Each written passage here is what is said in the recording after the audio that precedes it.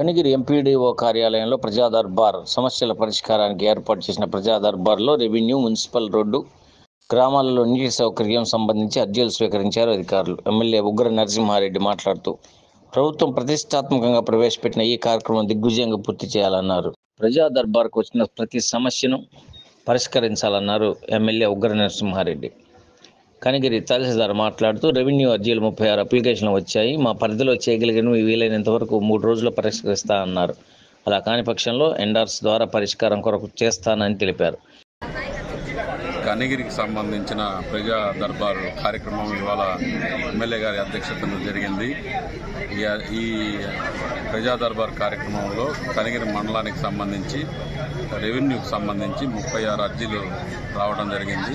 ఈ 36 అర్జీలు కూడా రాబో 2-3 రోజుల్లో విచారణ జరిపి చేయగలిగినవి త్వరితగతిన చేసి చేయలేనికి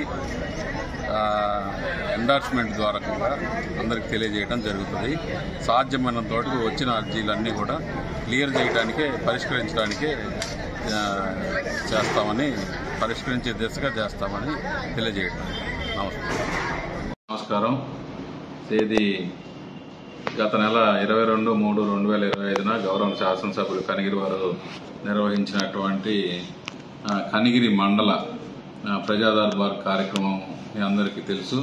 అందులో ఆ రోజు రెవెన్యూ శాఖకు సంబంధించి 35 అర్జీలు రావడం జరిగింది. అవన్నీ కూడాను పరిష్కరించి క్లియర్ చేయడం జరిగింది.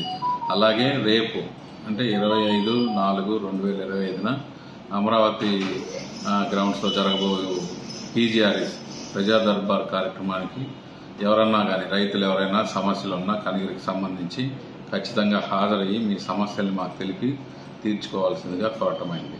Thank you.